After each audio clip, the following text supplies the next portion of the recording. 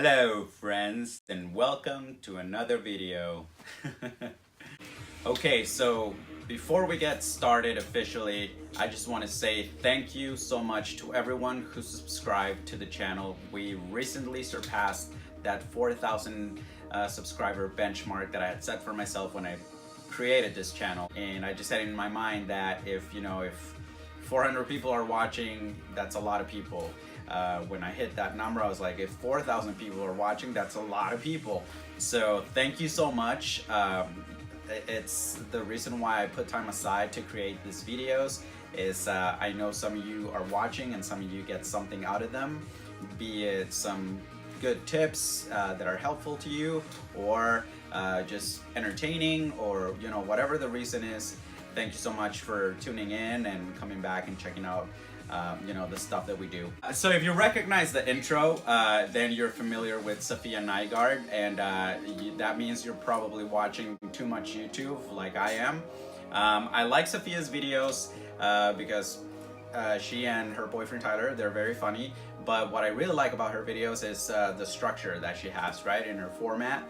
They all deal with like beauty and all that stuff, which might be super unrelated to this channel. But what I like is how she dives deep into, her aesthetic choices and, why she went with this instead of that. So this is a special video and it deals with design. So I figured I would try to somewhat emulate what she does, hence my opening intro. So today we're going to be talking about designing an original character costume, and I say original with the bunny ears because, I mean, what is really original these days? Everything seems to be kind of an amalgamation of nostalgic iconography or just different things that we've seen in the past but remixed somehow. If you think Ready Player One, that's like big nostalgia. Stranger Things, all of that has that big nostalgia factor mixed into this new form of content that they're pumping out, right? So in many ways, this project for me is also an amalgamation of a lot of different things that I like and enjoy and have always liked since I was a kid. Like, who doesn't like robots? Who doesn't like ninjas? Who doesn't like mechs?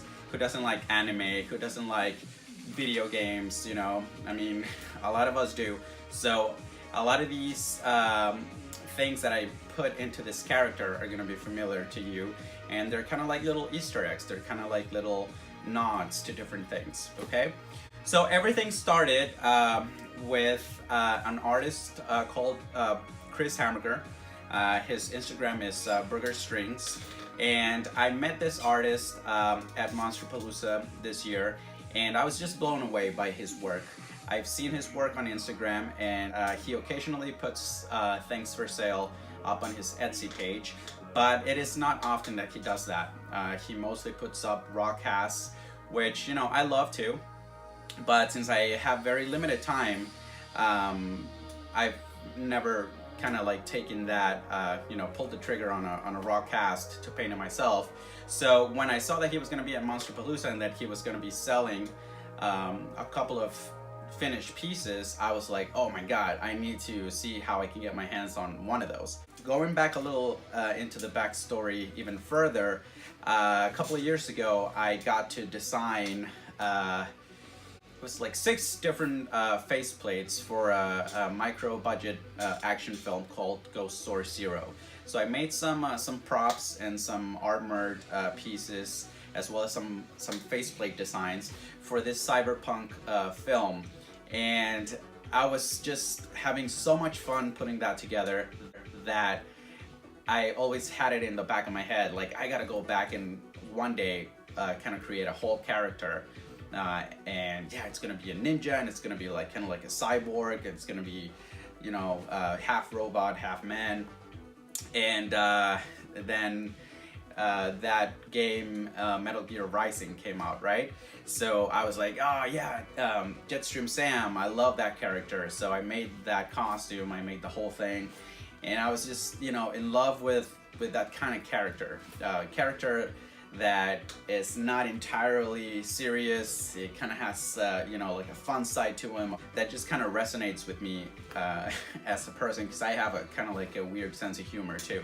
So that's also one of the reasons why I really loved this particular faceplate by Chris, because it had right smack down the middle a Logic decal from the rapper Logic, and then on the side we see a little unicorn, right? So I was like, that is amazing, you know. That kind of nails that that personality that I had in my mind for a character. And then going even further, his paint job is beautiful, and it just kind of goes with my overall aesthetic, if you want to call it that. My aesthetic is Boba Fett. That's why I'm Fett. So it's that kind of like derelict type soldier, merc, whatever you want to call it, but it's, you know, it's not that new space type character like the Empire. It's more the old space, like the Rebels, even though he's, you know, an independent mercenary, if you will, a bounty hunter that you see in Tatooine or, you know, Dune Sea. And that's kind of like what I go for in life.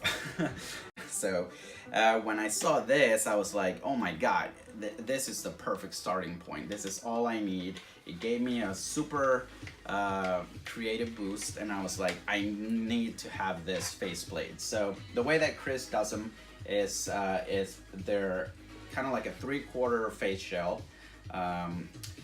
So it doesn't come all the way to the back. So he has like straps that you can use to put them on your head.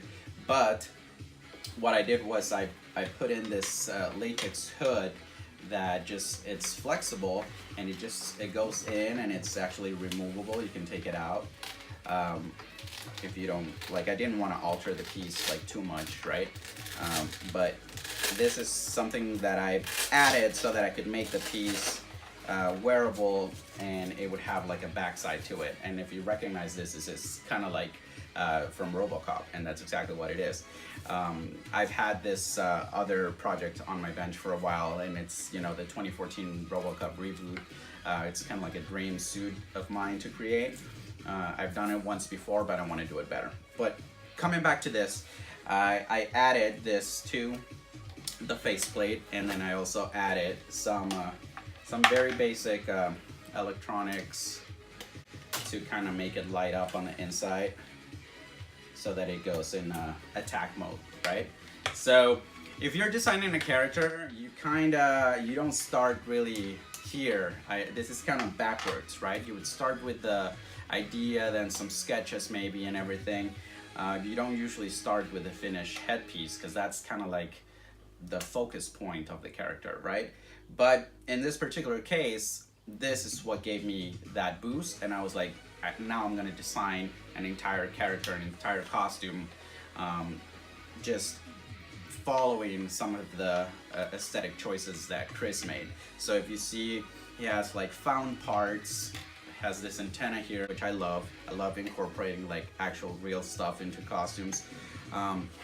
He has like this mock duct tape over here, which is actually fabric coated in resin and then painted like duct tape.